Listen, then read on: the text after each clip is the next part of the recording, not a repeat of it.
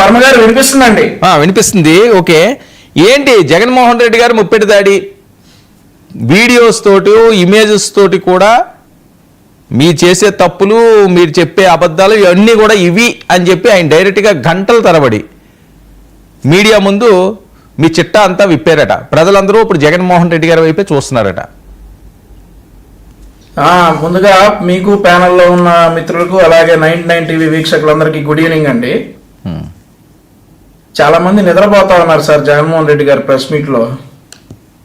ఆయన press meet సరే సాధారణంగా ఒక 30 నిమిషాలు 40 నిమిషాలు ఉంటే ఓకే, కానీ ఆల్రెడీ టైం 2 అయిపోయింది అన్నాడు ఆయన 11ంటికి మొదలుపెట్టి. ఏది అమరావతి రాజధాని గురించి అడగగానే టైం 2 అయింది, టాపిక్ డైవర్ట్ చేయొద్దని లేచి వెళ్ళిపోయాడు.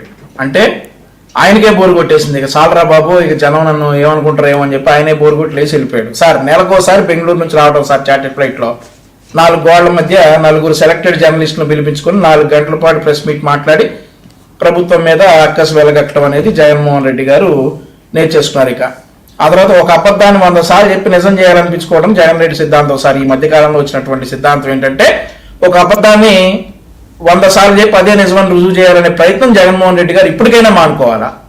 ఈ రోజు ప్రెస్ మీట్ లో ముఖ్యంగా ప్రకృతి వైపరీత్యాల సమయంలో కూడా కుట్రలు చేయడం, ఇక పిన్నెల రామకృష్ణారెడ్డి అండ్ ఆల్సో జోగి రమేష్ లాంటి అరాచక శక్తులను వెనకేసుకురావడం, మహిళా లోకానికి కించపరిచినటువంటి కొమ్మినేని గారు కావచ్చు, అట్లా డ్రగ్స్ ఈ గంజాయి వాళ్ళు మొత్తం కూడా సపోర్ట్ చేయటం, దానిలోనే జగన్మోహన్ రెడ్డి గారు ఈరోజు కాలం గడిపేశారు. మరొక ముఖ్యమైన విషయం ఏంటంటే అండి, ఇక పరకామణి విషయం గురించి చెప్పారు.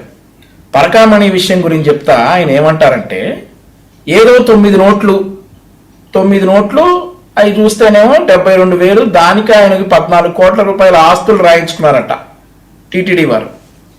మరి ఆయన మిగిలిన ఆస్తులన్నీ రాయించుకున్నటువంటి వారు ఎవరి పేరుతో బదలాయిపోయింది అవన్నీ కూడా బయటకు వస్తాయి కదా సార్. ఇవన్నీ కూడా జగన్మోహన్ రెడ్డి గారు ఈరోజు ఒక్కొక్కటిగా చెప్పినటువంటి అంశాలు. అన్నీ గుర్తులేవు కానీ కొన్ని అయితే ఇంపార్టెంట్ అయితే గుర్తున్నాయి సార్. ఇక ప్రజలకు వాస్తవాలన్నీ తెలుసు, ప్రజలు బాగా తెలుసుకున్నారు, నాలెడ్జ్ ఉన్న వాళ్ళే ప్రజలందరూ కూడా. ఇన్ని రోజులు మనం ఏం చెప్పినా నడిచింది అనుకుని ఇంకా చెప్తే కుదరదు. రాజకీయ వెలకాలం మోసం, తప్పుడు ప్రచారాలతో లబ్ధి పొందడం జగన్మోహన్ రెడ్డి గారికి ఇక అది ఆగిపోయింది. ఇక అయిపోయిందని చెప్తారు సార్. వాస్తవాలు చెప్పాలి జనాలకి, అంతేగాని ప్రభుత్వం మీద విష ప్రచారాలు, అరాచకాలు చేసే వాళ్ళని వెనకేసుకురావడాలు, ఇట్లాంటివన్నీ చేయడానికి ఈరోజు ప్రెస్ మీట్ జగన్మోహన్ రెడ్డి గారు పెట్టింది. ఇక ధాన్యం కొనుగోలు చేస్తే 24 గంటలు డబ్బులు వేస్తున్నాం సార్. ఇవన్నీ జగన్ హయాంలో ఉన్నాయా సార్? జగన్మోహన్ రెడ్డి గారి హయాంలో లేవు కదా. అన్నదాత సుఖీబాబు 2 విడతల్లో కలిపి 6,310 కోట్ల రూపాయలు ఖాతాల్లో వేసాం.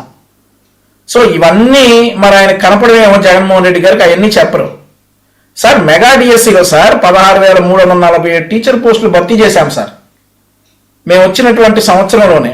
ఇవన్నీ గత ప్రభుత్వంలో లేదు. ఇవన్నీ చెప్పకుండా పరకామణి చోరీ కేసు ఏదో ఒక గుళ్ళో 9 నోట్లు తీసుకెళ్లి 72,000 అంటారు, ఆ 14 కోట్లు అంటారు. ఇట్లాంటి మాటలే జగన్మోహన్ రెడ్డి గారు చెప్పడం జరిగింది. కొండారెడ్డి గురించి చెప్పారు సార్.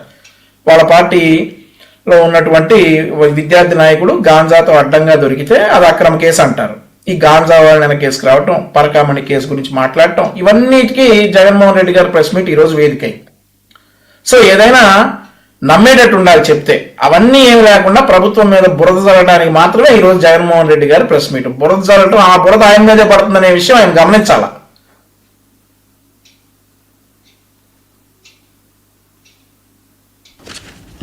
హలో.